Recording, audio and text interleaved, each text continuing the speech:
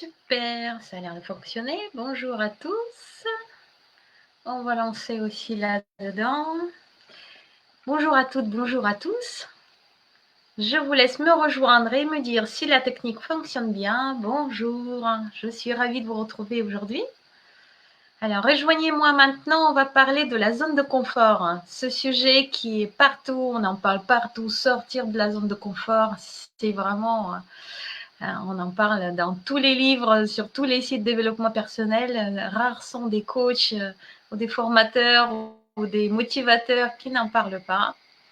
On va en parler un petit peu aujourd'hui. L'objectif, c'est de comprendre ce que c'est et comment faire. Rejoignez-moi. N'hésitez pas à m'écrire tout de suite pour ceux et celles qui me rejoignent, si vous me voyez bien, si vous m'entendez bien. Si tout est OK niveau technique. Et puis quand c'est OK, bonjour Isabelle. Ravie de te voir. Donc, tu me vois bien et tu m'entends bien, j'imagine. Dis-moi. Un petit pouce, un petit OK, 10 sur 10, ce que tu veux. Ça me permettra de vérifier la technique. Super. Pareil, pour Instagram, n'hésitez pas à me dire si vous me voyez bien, si vous m'entendez bien. Un petit message sympa, un petit cœur, ça va bien aussi. Ça va être parfait. Bonjour, bonjour. Ça commence à se remplir. On va parler de la zone de confort, de ce sujet qui est plus qu'intéressant parce que pas vraiment très clair. Tout le monde dit sortir de la zone de confort. Comment? C'est quoi? Concrètement, c'est pas évident du tout. Alors, rejoignez-moi maintenant. Je vais attendre passer encore, allez, 1 minute. Et on va démarrer le sujet. Super intéressant. J'espère que votre dimanche se passe bien, entre les averses et le soleil. Très, très bien. J'attends vraiment encore 30 secondes. Rejoignez-moi.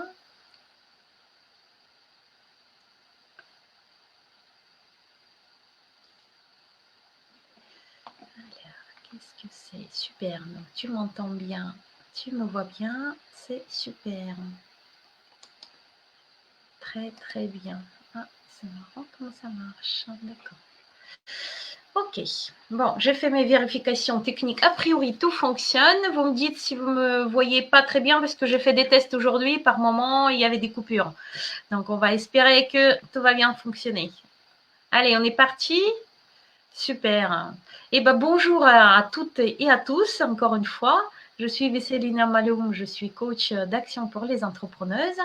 Et aujourd'hui, on va parler de la zone de confort.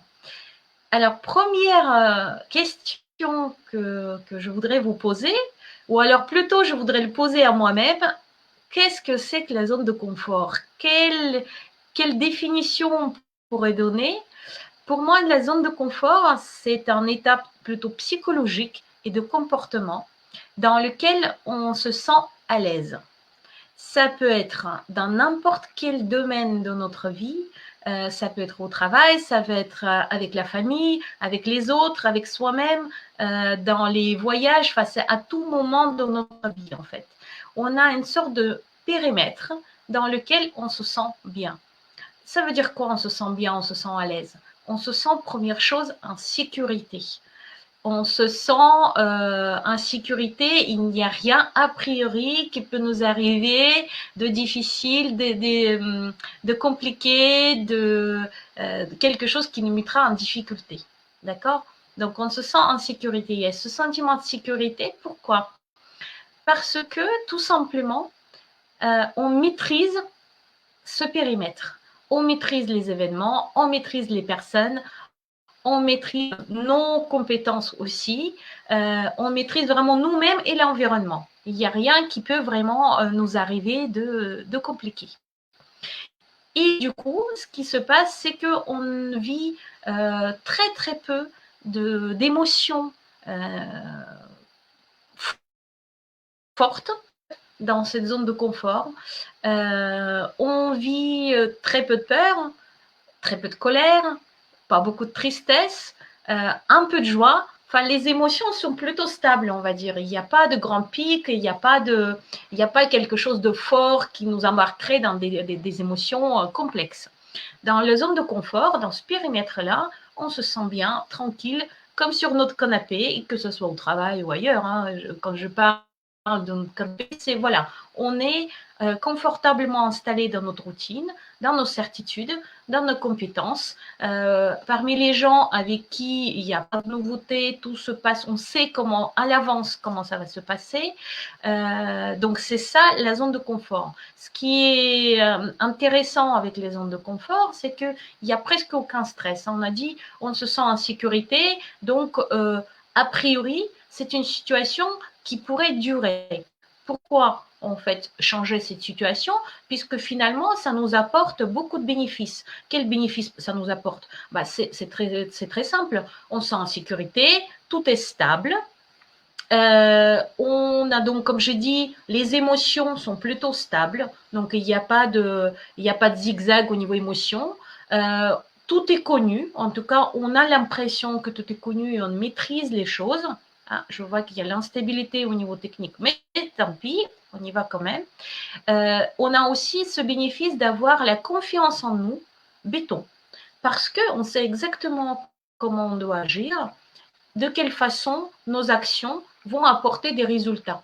Dans les zones de confort, ou plutôt périmètre de confort, enfin on peut appeler comme on veut, et j'expliquerai pourquoi je n'aime pas forcément ce terme zone de confort.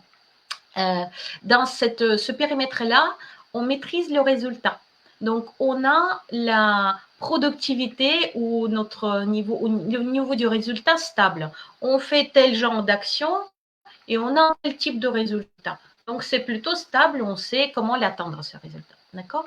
Donc, du coup, notre confiance en nous est stable, puisque on fait quelque chose et on a un résultat, et notre estime de nous ne bouge pas non plus. Il est plutôt, bon, on a de la valeur, tout se passe bien, il n'y a rien qui pourrait le déstabiliser. Donc ça, c'est finalement les bons côtés de la zone de confort. Donc, quand on dit sortir de la zone de confort, il faut absolument sortir de la zone de confort. La zone de confort apporte des bénéfices importants dans la stabilisation, dans le sentiment de sécurité. Et on sait, si vous connaissez la pyramide de Maslow, sécurité, c'est juste après nos besoins physiologiques basiques. Hein. Donc c'est quelque chose qui est extrêmement important. Ce qui fait qu'on se sent plutôt bien. Et on pourrait finalement passer notre vie dans notre zone de confort. Pourquoi ce n'est finalement pas souhaitable, ou en tout cas pas toute notre vie. Quelles sont finalement des limites de cette zone de confort? Alors, on comprend que si on fait les choses de la même façon, que toutes nos actions apportent les mêmes résultats, on ne pourrait jamais, dans notre zone de confort, d'avoir un résultat différent. On ne pourrait jamais avoir vraiment un changement. C'est sans faire de changement dans notre comportement ou dans notre environnement, on ne peut pas espérer d'avoir des résultats différents. Exemple, je veux changer de travail. Mais changement demande un autre comportement, demande une sortie forcément de cette zone de confort. Enfin, on peut pour le moment, on va l'appeler comme ça. Pour ne pas vous perdre, je vais l'appeler comme ça. On a besoin de changements au niveau du revenu. Par exemple, nos comportements actuels ne peuvent pas générer un nouveau revenu. Puisque, en fait, nos comportements dans la zone de confort génèrent toujours le même résultat. C'est vraiment une sorte de paradigme qui fonctionne comme ça. Par exemple, pareil, dans les relations avec les personnes, si on se comporte toujours de la même façon, si dans la même situation, on dit les mêmes choses et on se comporte de la même façon, on ne peut pas espérer un résultat différent. Bon, je cite presque les classiques, mais effectivement, en faisant toujours de la même façon, on ne peut pas avoir un résultat différent. Donc, c'est là où se trouvent les limites de notre zone de confort. À partir du moment où il y a quelque chose qu'on a envie de changer dans notre vie, on est obligé de changer, de modifier ce périmètre, cette zone de confort. Autre chose, évidemment, tout ce qui est a l'apprentissage, on ne peut pas apprendre des choses sans sortir de la zone de confort. Parce qu'apprentissage, c'est forcément quelque chose de nouveau, une nouvelle vision. Et chaque nouvelle vision, c'est forcément une sortie de la zone de confort. On ne peut pas non plus, par exemple, aimer fortement si on est toujours dans notre zone de confort. On ne peut pas ressentir des émotions fortes, comme par exemple tomber amoureux ou amoureuse. C'est forcément sortir de sa zone de confort. Les émotions fortes nous amène à sortir de sa zone de confort et dans le même, en parallèle, pour avoir ces émotions fortes, on est obligé aussi de sortir de notre zone de confort. Donc, il y a certains nombres de choses, les opportunités, par exemple, quel que soit le domaine, saisir les opportunités, c'est forcément sortir de la zone de confort. Donc, grossièrement, si je dirais en fait en 3 mots, des limites de la zone de confort, c'est toujours un changement. À partir du moment où on a envie ou besoin de changement, notre zone de confort ou notre périmètre de confort ne peut plus suffire. C'est là où se trouvent ses limites. Tant qu'on est bien, tant qu'on se sent bien, il n'y a aucune nécessité finalement de s'en sortir et c'est plutôt quelque chose de protecteur et plutôt confortable. Il y a 3 solutions en fait seulement. 3 solutions. Qu'est-ce qu'on peut faire avec les zones de confort? Soit en fait on y reste, et notre vie passe toujours de la même façon. Vous avez, je pense, vu, probablement, rencontré, moi j'en ai rencontré des personnes qui toute leur vie, ou plus que toute leur vie, enfin presque toute leur vie, font la même chose, rencontrent les mêmes choses, enfin les mêmes personnes, tournent, leur loisir, c'est la même chose depuis des années, des années, des années. Les seules vraiment parfois sorties de zone de confort qu'ils ont eues, c'est les naissances des enfants. Mais ils se sont adaptés et puis ensuite, leur vie à partir d'aller 25-30 ans jusqu'à la retraite, voire plus, c'était la même chose. D'accord? Il y a probablement, en revanche, dans notre vie, des situations où on est poussé de la zone de confort. Là, quand je parlais des personnes qui restent dans leur zone de confort la plupart du temps, il peut quand même avoir des événements qui peuvent les pousser hors de cette zone. La naissance des enfants et par exemple, la retraite. La retraite, c'est aussi sorti de la zone de confort. Donc, deuxième, finalement, comportement, enfin, deuxième possibilité, ou plutôt deuxième cas où on sort de notre zone de confort, c'est quand les événements imprévus, la plupart du temps, nous poussent à changer quelque chose dans notre comportement. Comme la retraite, comme la naissance des enfants, comme changer de travail, ça peut être une maladie, ça peut être un voyage. Il y a beaucoup d'événements finalement petits et grands qui peuvent nous faire sortir de notre zone de confort. Ça peut être tout simplement notre voiture qui tombe en panne et on ne sait pas quoi en faire. Et ça y est. Et on est déjà hors de notre périmètre de sécurité, de compétences, de résultats stables. Et les émotions qui commencent à monter.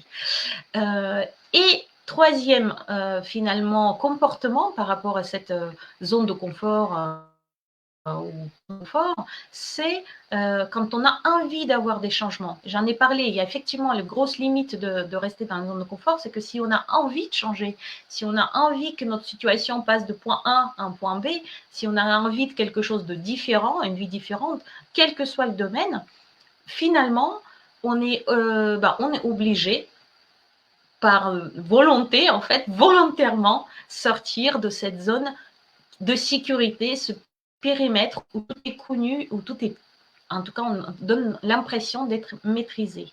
Ce qui est certain, c'est que si vous êtes entrepreneur ou entrepreneuse, vous qui me regardez, je pense que il y en a plusieurs, entrepreneuriat n'est pas compatible avec la zone de confort. On ne peut pas entreprendre et rester dans la zone de confort, c'est impossible, tout simplement. Parce qu'il n'y a rien de routinier, et il n'y a rien de stable, et il n'y a rien de sécurisant dans le fait d'entreprendre. Dans l'entreprise, on est toujours à s'adapter aux circonstances, aux événements, prendre les opportunités aux clients, etc. Donc c'est un environnement extrêmement changeant, ce qui nous demande aussi les changements de paradigme, les changements de comportement, ce qui fait qu'on ne peut pas finalement entreprendre et rester dans notre zone de confort. Qu'est-ce que ça veut dire? Ça veut dire que si vous êtes entrepreneur ou entrepreneuse, c'est presque obligé de sortir de la zone de confort. De temps en temps, par moment, pour certaines occasions, mais finalement, vous n'avez pas vraiment le choix. Pourquoi ce n'est pas confortable de sortir de la zone de confort? Encore une fois, je vais le dire pour le moment comme ça. On va peut-être passer à un autre terme dans un instant. Pourquoi? Parce qu'on perd la sécurité, on perd la maîtrise, on ne sait pas ce qui se passe. Nos émotions font les zigzags. On a peur. Juste derrière la zone de confort se trouve la zone de peur. Très, très, très, très rapidement. Zone de peur, ensuite zone d'apprentissage. Je ne veux pas vous faire le dessin, c'est pas vraiment l'objectif de ce live, mais psychologiquement, il y a différents types en fait, le chemin est assez complexe et derrière la zone de confort se trouvent les peurs, tout de suite, directement derrière. Les résultats sont incertains. On ne sait pas quoi faire pour obtenir de nouveaux résultats. On ne sait pas quel finalement résultat apportent nos nouveaux comportements. On a notre estime de nous et notre confiance en nous sont mis à rude épreuve. Ce sont tout ça des explications et plutôt, oui, des explications, des raisons pourquoi il est extrêmement compliqué de sortir de notre zone de confort. C'est uniquement dans les, on va dire, sur Instagram, Facebook et dans les livres où sortir de la zone de confort, ça se fait en une seule phrase. Hein. Sors de ta zone de confort, comme si c'était comme ça que ça fonctionnait. Et bien, ça ne fonctionne pas comme ça. Et voilà toutes les raisons pour lesquelles c'est extrêmement, finalement, compliqué. Et c'est normal. C'est normal. Notre organisme, et en particulier notre cerveau, aime bien la routine. Il aime bien que tout se passe finalement de façon prévisible et maîtrisée. Donc, il n'y a aucune raison finalement, sauf si on est vraiment motivé, que notre cerveau en particulier nous pousse hors de notre zone de confort. Et c'est là le grand obstacle de la zone de confort, c'est que finalement, c'est complexe parce que même notre cerveau, notre corps sont, enfin, en particulier le cerveau, non, je ne vais pas parler du corps parce que c'est un peu différent, c'est vraiment différent. Non, notre cerveau nous maintient parfois de force dans notre zone de confort. Alors, je vais m'arrêter là parce que je vois qu'a priori, il y a des petits soucis techniques. Tous ceux qui sont avec moi, est-ce que vous pouvez me dire si vous m'entendez, si vous me voyez? Parce que je vois les éléments sur mes écrans qui me disent que ça bouge dans tous les sens, que ce n'est pas stable. Alors, Laurent qui me dit « Tout le monde aime son confort, en sortir est un effort vers l'inconnu ». Et oui, complètement. Aucune sécurité, aucune certitude d'avoir des résultats, quels qu'ils soient. Tout OK. OK, super, je te remercie. Parce que là, je voyais des choses bouger et ça me faisait un truc, le peur de l'inconnu. Hein, Isabelle me dit tout OK. Nickel, super. Bon, alors, je vais partir sur les questions de stratégie parce que là, c'était une petite introduction théorique ou théorico-pratique dans le sens, j'ai essayé de vous expliquer en 2 mots quels sont finalement des côtés positifs de la zone de confort, parce qu'il y en a, c'est clair, et quelles sont finalement des limites et des limites et des raisons pourquoi c'est compliqué de faire quelque chose dans ce sens-là. On va partir sur les stratégies. Comment sortir de cette zone de confort? Alors, je vous disais dès le départ que je n'aime pas ce mot zone de confort. Déjà, je préfère largement l'expression, le champ d'action. Rien à voir avec la zone, parce que déjà zone pour moi c'est quelque chose, c'est la zone quoi. Donc voilà, ça c'est un mot que je trouve pas forcément agréable à dire. Et en plus, je préfère du verbe sortir, le verbe élargir. Si on devait garder zone de confort, je vous propose de parler non pas de sortir de la zone de confort, mais élargir sa zone de confort. Qu'est-ce que ça veut dire? Ça veut dire que vous n'allez pas faire des grands pas à l'extérieur. Vous imaginez, vous êtes à l'intérieur de quelque chose qui est bien inconfortable. Et puis derrière, à l'extérieur de votre cercle bien inconfortable, votre petite maison, votre lieu où vous êtes, vous avez des loups. D'accord? Parce que c'est ça, en fait. Les peurs sont juste derrière. Si vous faites tout de suite les sorties des grands pas, vous avez très peur, c'est compliqué, les loups sont derrière et vous ramènent rapidement vers votre petite maison, votre zone de confort. Si progressivement, votre cercle, imaginons que le cercle il est entouré avec je sais pas moi, les bâtons avec du feu, hein, d'accord, pour éloigner les loups, hein, ok, ah bah tiens, je trouve que cette image, franchement, elle est bonne. Je viens de l'inventer là, à l'instant là, comme ça, mais je trouve qu'elle est vraiment, elle montre les sensations et la stratégie finalement qu'il faut adopter.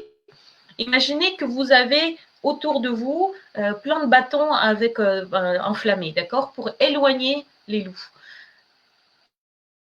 Si vous prenez ces bâtons et puis que vous marchez un pas ou vous les déposez, on va dire 1 mètre plus loin pour éloigner les loups seront toujours à l'extérieur de ce cercle. Et vous avez fait qu'un seul pas. Donc, c'est dans cette image-là, pour moi, c'est toute une stratégie de cette sortie ou plutôt élargissement de la zone de confort ou le champ d'action. J'aime bien l'expression champ d'action parce que pour moi, finalement, c'est très comparable. Le champ d'action, c'est nos comportements, ce qu'on fait, comment on agit. L'élargissement de notre champ d'action, ça veut dire on rajoute à nos comportements habituels quelque chose de nouveau. On élargit. Ça ne veut pas dire qu'on change de tout au tout, ça veut dire qu'on rajoute d'autres cordes à notre arc, en quelque sorte. D'accord? Derrière, ici, si on emprunte bien cette stratégie, derrière le champ d'action limité, si vous voulez, il y a un champ d'action optimal. Un tout petit peu plus loin, un pas à l'extérieur. Le zone, enfin, il y a plein de mots pour décrire ça. On dit zone d'efficacité optimale, zone de performance optimale. Derrière la zone de confort, où finalement on fait que des choses qu'on a l'habitude de faire et qui ne nous font pas du tout peur, si on rajoute un petit peu d'adrénaline, un tout petit peu de peur, c'est là où on est finalement le plus efficace. On est plus efficace un petit pas à l'extérieur de notre cercle confortable. Alors, comment maintenant faire Combien d'étapes j'ai mis? J'ai mis 5 étapes, mais la 5e, elle est plutôt assez fournie, on va dire. C'est toute une stratégie à la 5e étape. En fait, en quelque sorte, j'ai réfléchi aux clés que je pense sont nécessaires pour élargir ce champ d'action.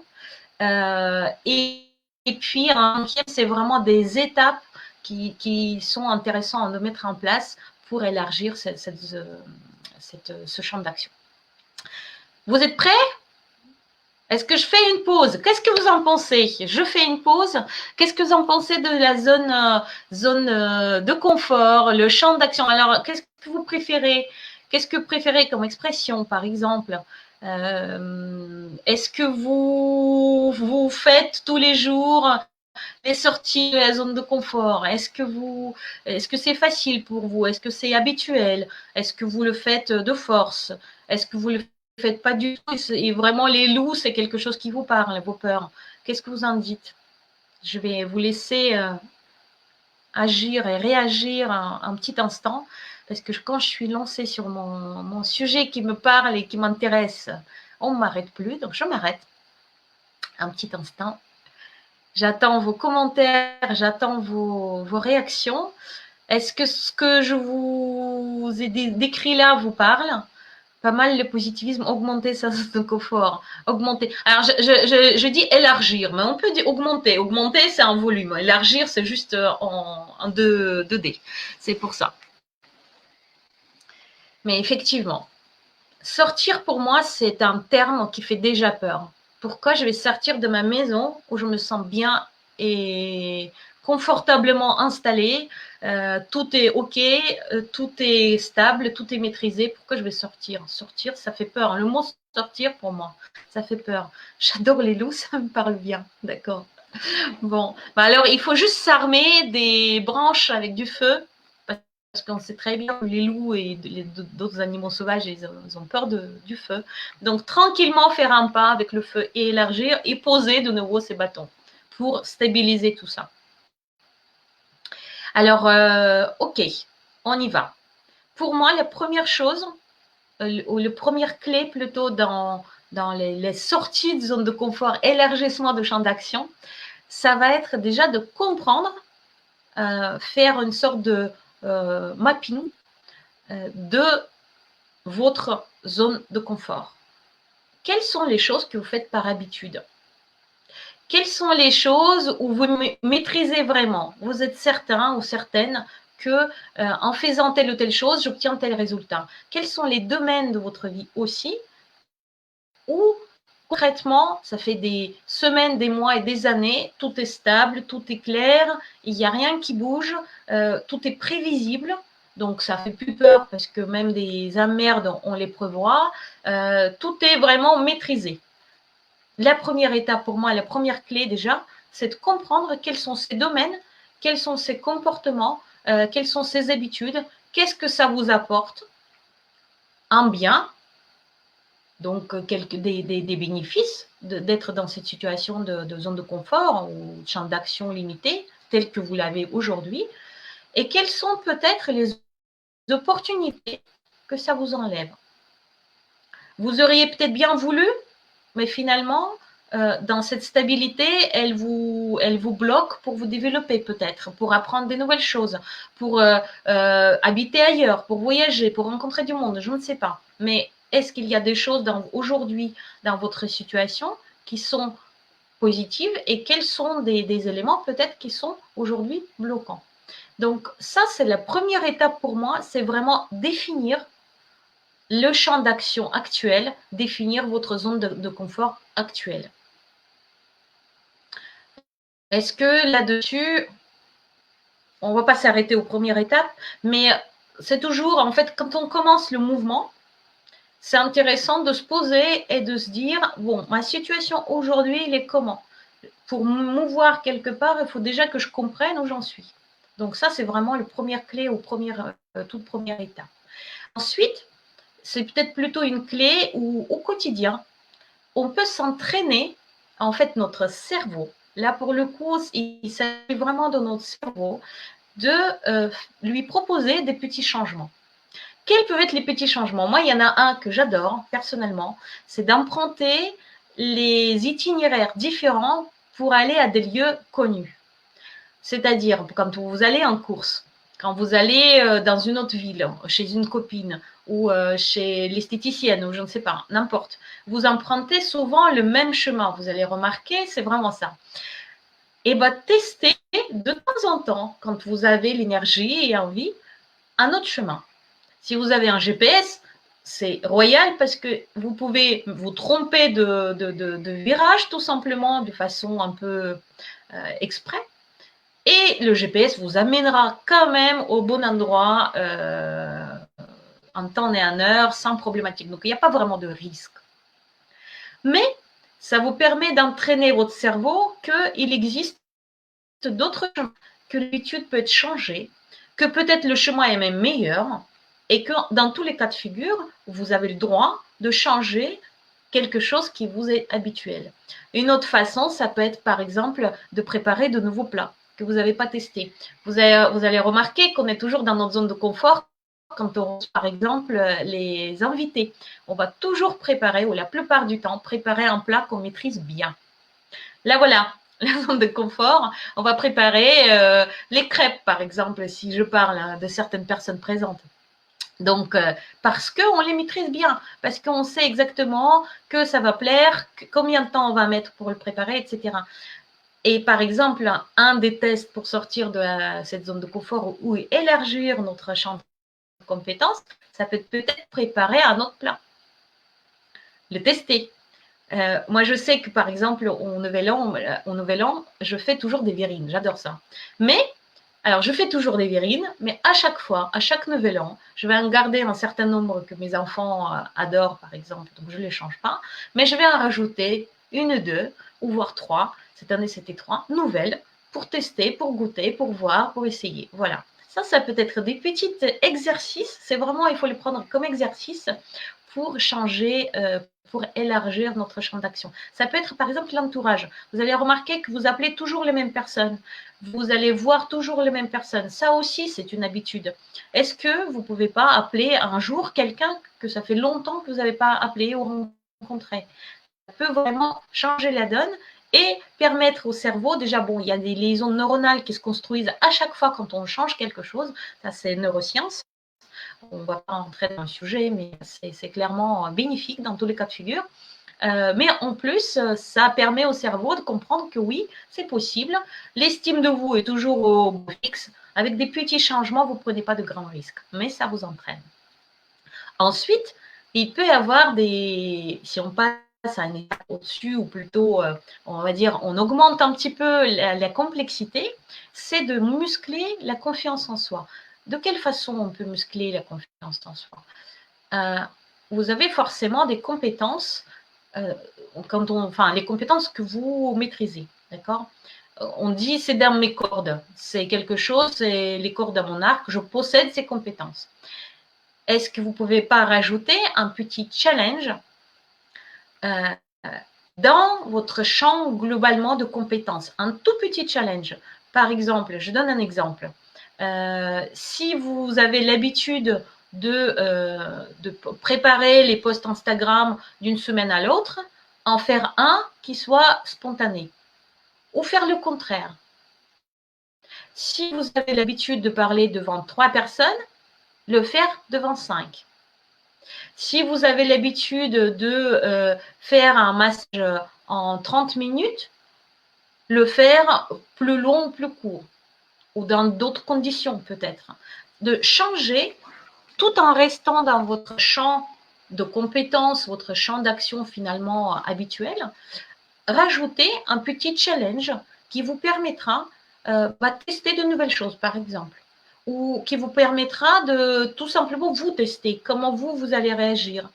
Ça peut être très intéressant parce que ça permet justement de rajouter cette petite dose d'adrénaline pour vous mettre dans le stress positif, ce qu'on appelle parfois stress positif ou stress bénéfique, ou enfin il y a d'autres termes comme ça, qui en fait augmente votre performance. Vous sentez un petit peu le cœur bouger, mais très très légèrement, c'est vraiment, ça y papillonne un petit peu, et vous vous dites, tiens, je vais tester ça. Je sais que je vais y arriver parce que globalement, toute la compétence, je la possède, mais je vais quand même rajouter un petit point pour évoluer, tout simplement. Donc ça peut être des exercices pratico-pratiques pour s'entraîner et pour s'entraîner à l'élargissement de cette zone de confort, champ d'action, on va l'appeler comme on veut. Il y a un autre élément clé aussi, c'est l'apprentissage. Je l'ai mis comme 4e clé, l'apprentissage, apprendre des choses nouvelles sans enjeu. Je dis bien là, sans enjeu, juste apprendre. Ça permet de casser la routine, ça permet d'augmenter forcément nos compétences ou au moins nos connaissances. Donc déjà, les loups sont un tout petit peu plus loin. Pourquoi? Parce que même si on ne sait pas faire, on connaît. Donc le fait de savoir, le fait de connaître ce qu'il y a derrière, dehors, ça permet très clairement de déjà légèrement élargir notre champ d'action. Je vais m'arrêter là pour le moment. Qu'est-ce que vous en dites de ces étapes? Alors, j'avais dit définir déjà notre champ d'action actuel, notre zone de confort actuelle.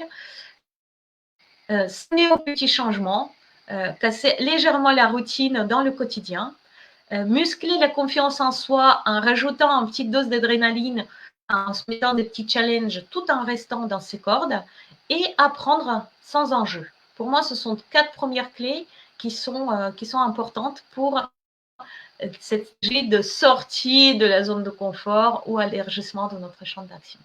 Qu'est-ce que vous en pensez de ça? Que vous le testez? Le plus dur est de penser à aller au-delà de la zone de confort. Il est tellement facile de ne pas y penser. Bah oui, mais notre cerveau, alors ça sera intéressant de se mettre vraiment et lire un petit peu au sujet de neurosciences, comment fonctionne le cerveau.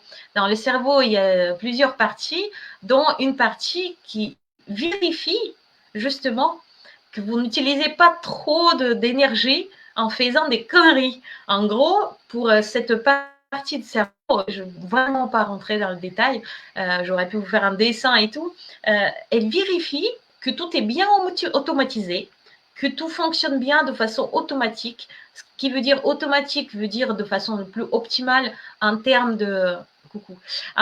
d'utilisation d'énergie. Et du coup, ce qui fait que forcément, pour le cerveau, il n'y a aucun intérêt, mais alors vraiment aucun intérêt de élargir le champ d'action, sortir de la zone de confort, changer les habitudes.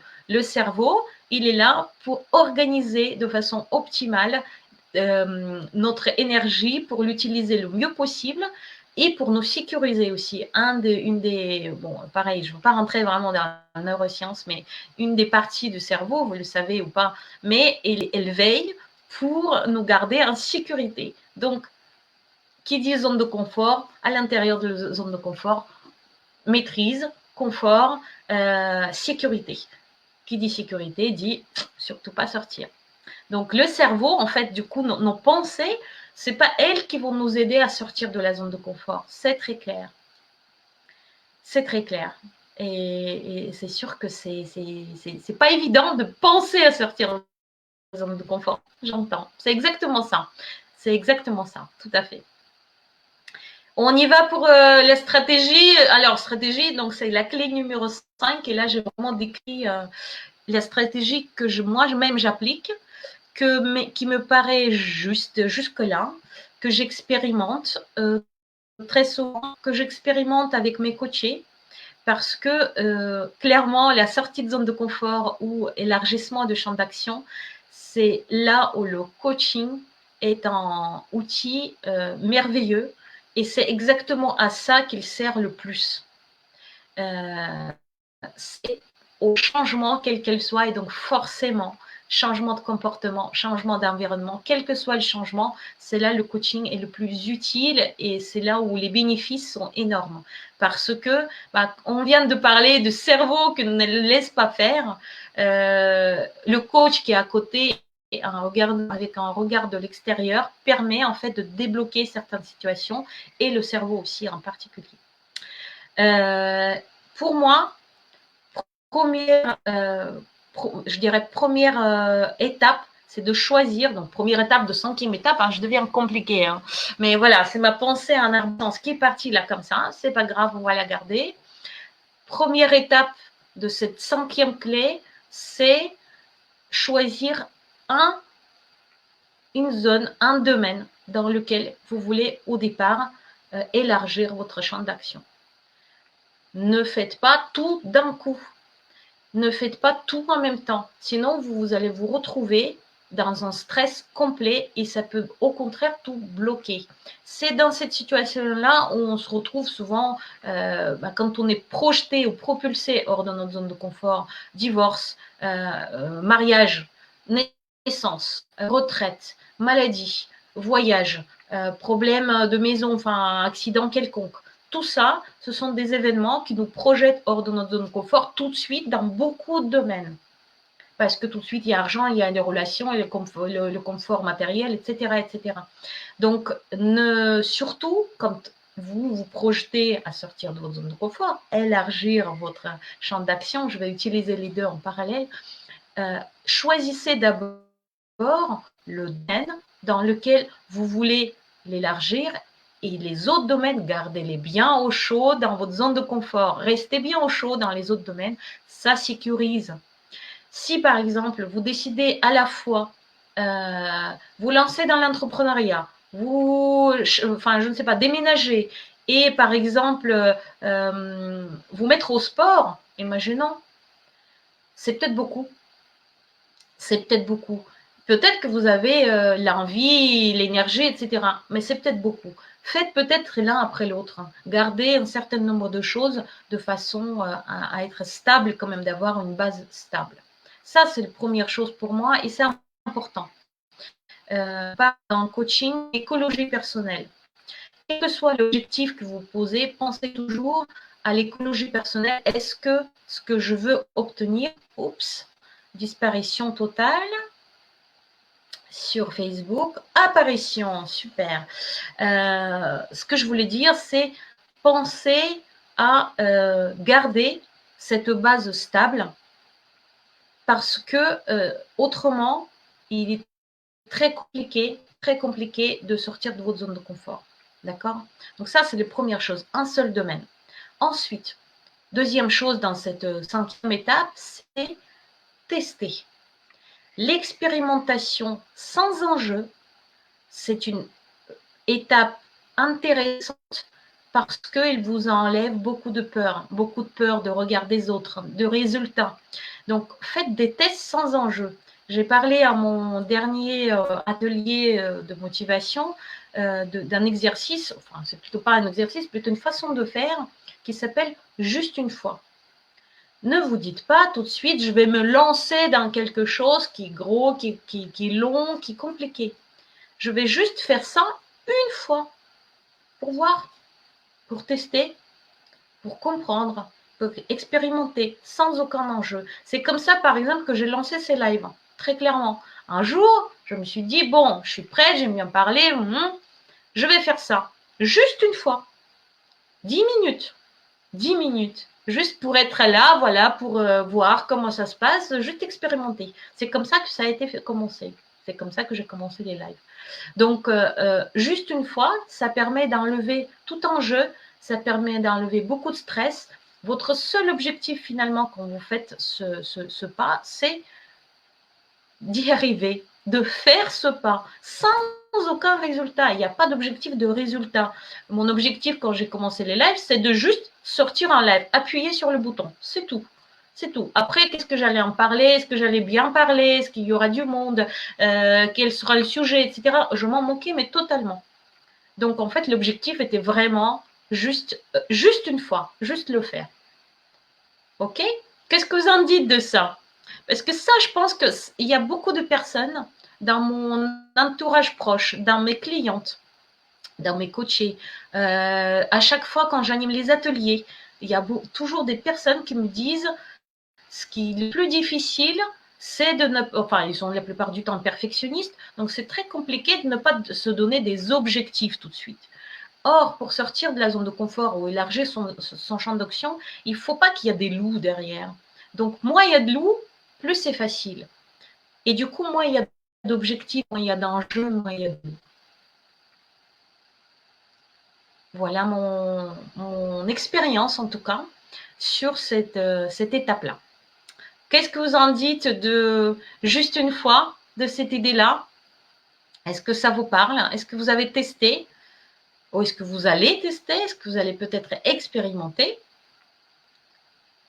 Le juste une fois, c'est une bonne façon. Expérimentez-la.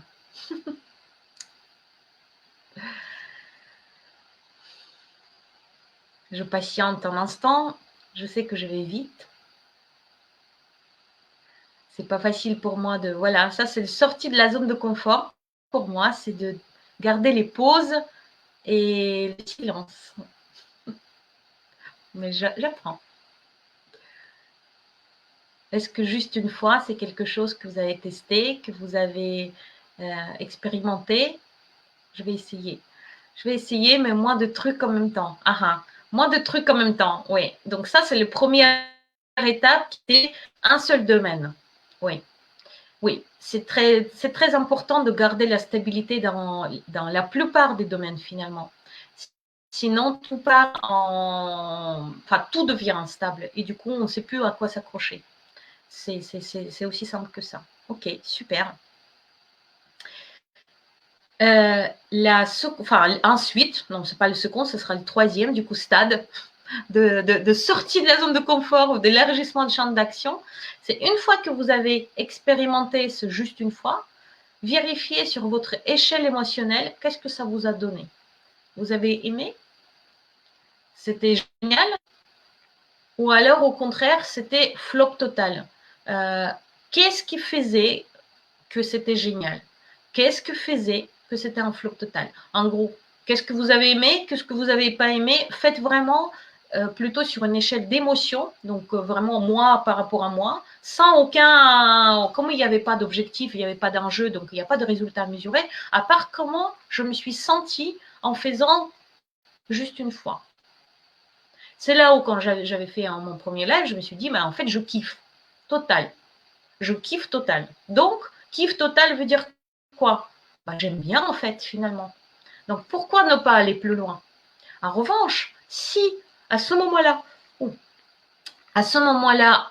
vous vous dites c'est quelque chose de compliqué pour moi, je me suis vraiment sentie inconfortablement, j'ai eu très peur, j'avais je sais pas moi, les mains qui devenaient moites et c'était vraiment pas confortable, il y a quelque chose qui s'est passé, peut-être, enfin, si c'était vraiment pas quelque chose que vous avez apprécié, déjà ce juste une fois, n'allez pas plus loin.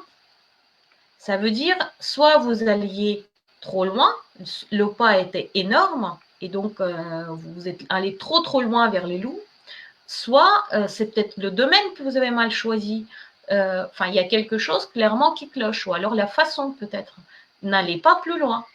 Donc, juste une fois permet déjà de mesurer par rapport à l'échelle émotionnelle, par rapport à soi-même, est-ce que ce pas-là est bénéfique? Qu'est-ce qu'il nous apporte? D'accord? Ensuite, imaginons que vous avez fait une fois, que sur l'échelle émotionnelle, c'est quelque chose qui vous plaît, ça vous convient, tout allait bien. Avant de commencer à complexifier les choses, mettez ça, rendez ça habituel. Construisez une routine, une habitude. Je vais vous donner encore un exemple, mon exemple personnel, les lives. Le fait que je le fais tous les dimanches, depuis la première fois, ça me construit une habitude. L'habitude est rassurante. Donc, à chaque fois, du coup, finalement, ce que je fais, c'est que je rajoute une petite complexité. Parce que tout le reste est déjà très confortable, finalement. Donc, une fois que vous avez testé une fois que vous avez, déjà, une fois que vous avez décidé dans quel domaine, vous avez testé quelque chose une fois, vous avez mesuré sur votre échelle émotionnelle, c'est OK, c'est 10. Sur l'échelle de 0 à 10, mon plaisir, c'était à 10, au moins à 9. Rendez ça habituel. Ne rajoutez pas de complexité. Juste ce pas, soit vous le mettez plus souvent, soit peut-être vous amplifiez, quelle que soit la façon de faire, mais rendez ça habituel. Rendez vos sensations positives habituelles, rendez cette action habituelle. Ça y est, vous avez légèrement élargi votre champ d'action. Et ensuite seulement, vous pouvez rajouter les complexifications, les objectifs et les enjeux. À partir du moment où ça devient habituel, vous pouvez rajouter un petit challenge, une petite complexification, un petit quelque chose, ou par exemple le rendre plus durable, faire durer dans le temps, ou quelque chose de plus compliqué finalement, un enjeu. Au live, par exemple, je veux que ça soit sur des sujets que je traite sur Instagram la semaine auparavant ou la semaine d'après. Il y a toujours des liens. Voilà, je vais rajouter des complexités ou par exemple dans mes lives aujourd'hui, je fais vraiment une recherche et j'aime donner quelque chose de concret, vraiment des exemples concrets et des stratégies concrètes sur le sujet que je traite. Donc, ce sont mes propres enjeux et j'en rajoute. D'accord? Donc, pour moi, ces étapes-là sont absolument nécessaires pour réellement élargir le champ d'action, sortir de façon optimale de la zone de confort. Et c'est cette stratégie-là dont je voulais vous parler. Pour moi, c'est important, surtout pour les entrepreneuses, d'élargir le champ d'action, sinon on n'évolue pas et donc on n'aura jamais de résultats différents. Mais c'est compliqué. Notre cerveau ne laisse pas. Comment faire concrètement cette pratique-là que entraîner avant, définir les exercices et puis vous voulez vraiment élargir le champ d'action dans un de domaine, le faire selon cette méthode. C'est la méthode d'Agile aussi. Donc, ça permet en fait d'avoir le feedback rapide sur vos expérimentations, le feedback rapide par rapport à vos sensations propres et aussi le feedback par rapport aux résultats. Donc, les expérimentations, le juste une fois et ensuite complexification, ça fait partie des méthodes de gestion de projet aussi. Donc, c'est pas quelque chose qui est totalement pris comme ça de façon arbitraire. Ça fonctionne. Ça devient de plus en plus confortable et votre champ d'action, voilà, vous l'avez reculé finalement d'une certaine distance et vous pouvez du coup continuer soit dans le même domaine, aller plus loin, soit prendre un autre domaine. Ça, c'est quelque chose qui est tout à fait possible, de stabiliser un domaine et continuer sur un autre. Merci. Qu'est-ce que vous en dites de cette stratégie dont je vous ai parlé? Est-ce que ça vous parle? Est-ce que vous voulez essayer? Est-ce que c'est quelque chose que vous avez peut-être déjà mis en place? Peut-être des éléments? Il y a peut-être des choses qui clochent. En fait, plutôt, ma question, ça serait à quoi vous n'avez pas pensé jusque-là, en fait. Voilà, c'est peut-être ça qui peut être intéressant pour moi. Quelles sont les choses auxquelles vous n'avez pas pensé jusque-là? Que vous n'avez pas expérimenté, que vous n'avez pas essayé? Qu'est-ce que ça peut être? Je vais attendre un instant. M'entraîner au silence. Ouais, c'est vraiment pas mon fort. Là, c'est sorti de ma zone de confort totale. Quand je ne parle pas, si personne ne parle, c'est assez complexe, c'est marrant. Voilà, je viens de mesurer sur mon échelle émotionnelle.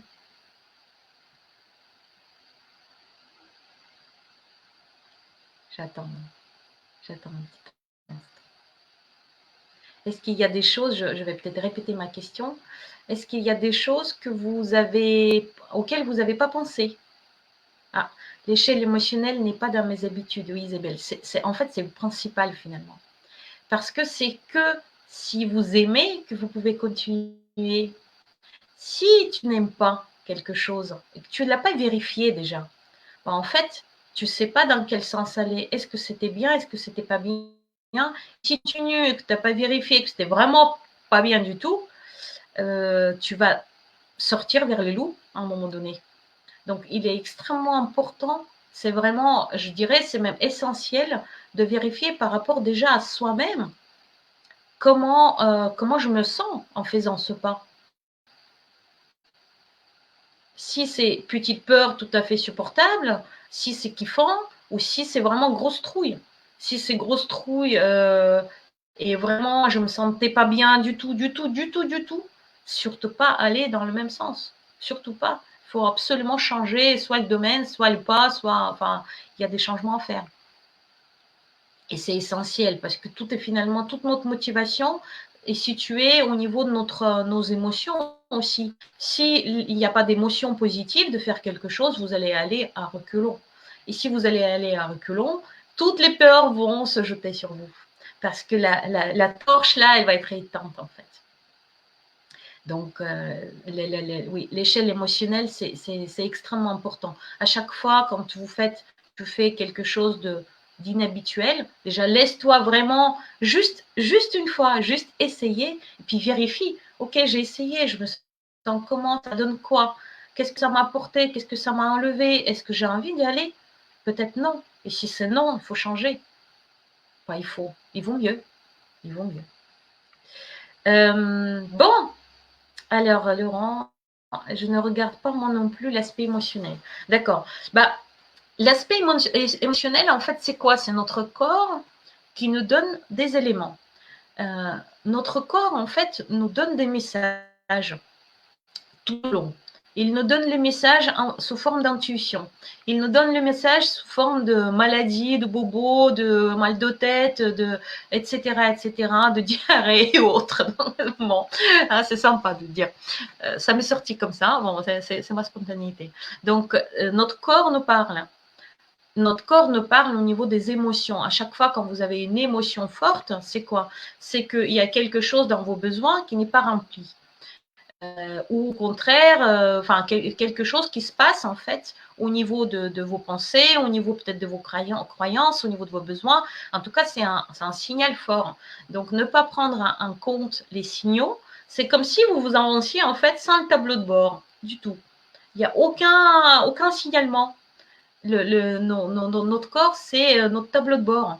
Nos émotions, c'est notre tableau de bord, c'est des voyants sur le tableau de bord. Si on ne le prend pas en compte, ben, on avance sans tableau de bord, sans rétro, comme ça, droit, bah, peut-être dans le mur, peut-être pas, hein, si tout va bien, bah, peut-être que si. Donc oui, l'aspect émotionnel est important dans cette zone de confort et en général dans toutes les actions entrepreneuriales ou autres. Si vous faites des choix, par exemple, si vous ne prenez pas en compte votre sensation quand vous faites un choix quelconque entre deux choses, par exemple, il se peut que votre choix ne sera pas du tout bon. Le corps, en fait, il a déjà beaucoup analysé, parce qu'il analyse non pas seulement, il analyse grâce aux 5 sens. Notre corps analyse beaucoup plus vite notre environnement, et c'est seulement ensuite qu'il envoie les signaux au cerveau, et un corps bien filtré. Donc le cerveau, en fait, il n'a pas toutes les informations. Le corps le fait beaucoup mieux, beaucoup plus vite et de façon beaucoup plus complète. Bon, c'est ça, on va dire, c'est ma vision clairement à laquelle je crois, c'est ma vision, mais qui aujourd'hui, pas seulement aujourd'hui, est bien soutenue par les neurosciences, soutenue par les cultures plutôt d'Orient. Il faut dire qu'en Occident, on est très, cérébraux, hein, tout est pensé, mais finalement, les autres cultures nous montrent que le corps est important à prendre en compte. Alors, Isabelle nous dit, c'est la graduation sur le shell que je ne sais pas utiliser. C'est bien ou c'est mal, mais utiliser la graduation en nuances peut être intéressant. Noter, ça peut être intéressant. C'est-à-dire se dire, c'était vraiment génial, et à peu près, et le noter surtout, parce qu'en fait, au niveau des sensations, après, on va oublier, on va peut-être tout mélanger. Donc, c'est intéressant aussi de le noter. Bah déjà, si c'est bien et c'est mal, on peut voir si oui ou pas du tout. C'est déjà quelque chose. On peut rajouter une graduation au milieu, c'est-à-dire ni chaud ni froid. C'est déjà aussi, c'est déjà quelque chose. C'est peut-être pas optimal, mais c'est déjà quelque chose. D'accord. Ok. Bon. Eh ben, moi, j'ai tenu mon challenge de vous faire des lives de moins d'une heure. Il est 18h57, ce qui fait que je suis à 3 minutes d'avance. Ça me permet de vous dire que j'ai enfin lancé quelque chose que ça faisait longtemps que ça me trottait dans la tête de le faire pour toutes les entrepreneuses, et ce n'est pas seulement mes clientes, c'est le mastermind. Donc, j'avais lancé ça aujourd'hui, mes masterminds, en mettant sur mon site et en envoyant le mail général aux entrepreneuses qui me suivent. C'est quelque chose qui permet aussi, je parlais de coaching, qui est un outil de sortie de zone de confort, c'est clair. Le coaching permet vraiment l'élargissement de champ d'action optimal. Les masterminds est aussi un outil extrêmement puissant dans cette problématique-là. Pourquoi? Parce que 1 + 1 = 3. C'est toujours plus facile au niveau des idées, au niveau de retour d'expérience, au niveau de regard extérieur, pour prendre du recul, pour avoir du soutien, pour aussi grandir soi-même en écoutant les autres, en partageant avec les autres. C'est quelque chose, en fait, c'est un effet très positif du groupe. Mastermind, c'est quoi? C'est un groupe de personnes qui ont les mêmes objectifs ou des objectifs comparables, là en particulier business, et qui, pour un temps donné, se retrouvent ensemble pour traiter les problématiques de chacun à tour de rôle. Donc là, en 1 heure de mastermind, on traite vraiment la problématique brûlante de chacune. Là, un mastermind pour entrepreneuses. Et ça permet du coup élargir le champ d'action, voir un regard extérieur, être soutenu, grandir aussi, peut-être échanger sur les compétences, etc. Donc là, c'est voilà, les 2 minutes qui me restaient, ça me permet de vous parler de cet outil-là, qui est un outil extraordinaire et qui est totalement complémentaire aux formations et ateliers qui, eux, sont plutôt dans en fonction, au coaching individuel qui est vraiment rentré dans la problématique de chacun et chacune et évoluer de point A à point B. Là, c'est vraiment l'apport du groupe, l'apport dynamique du groupe pour arriver au pareil de point A à point B, mais avec le dynamique du groupe et avec le soutien du groupe. Je suis contente d'avoir pu en parler parce que c'est quelque chose qui me fait chaud au cœur. C'est quelque chose que moi, je kiffe personnellement. Donc forcément, c'est quelque chose que j'ai envie aussi de mettre en place. Et c'est parti. Normalement, la première séance, je l'espère, le 24 mars, donc d'ici à peine 10 jours. Sur ce, est-ce que vous avez des commentaires, des idées? Il est 19h pile sur mon ordinateur. Est-ce qu'il y a des choses que je ne vous ai pas laissé exprimer? Est-ce qu'il y a... Bravo pour l'énergie, merci. Passons. Je t'en prie, avec plaisir. Donc, est-ce qu'il y a des choses, d'autres choses que vous voulez exprimer, que je ne vous ai pas laissé dire peut-être ou écrire? C'est le moment. Sinon, on va se retrouver dimanche prochain pour un autre live. Et entre-temps, sur Instagram, sur Facebook, sur LinkedIn pour les échanges, pour les posts avec du contenu intéressant et tout ça. Et dans nos coachings, évidemment, hebdomadaires, avec toutes celles qui sont mes clientes.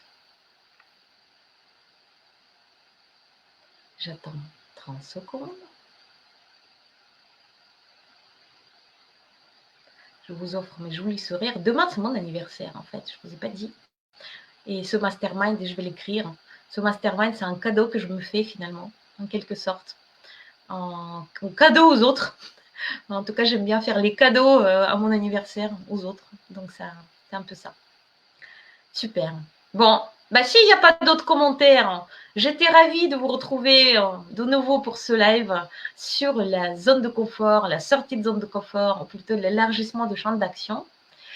J'espère que vous avez passé un bon moment, que vous avez appris, peut-être fait un petit cheminement. C'était Vesselina Malo, moi je suis coach d'action pour les entrepreneuses. Je vous retrouve tous les dimanches à 18h sur Facebook et Instagram. Et pendant toute la semaine, par ailleurs, sur Facebook, Instagram, LinkedIn, dans les ateliers et dans mes coachings et du coup maintenant du mastermind. Je vous souhaite une très belle soirée et donc à très bientôt.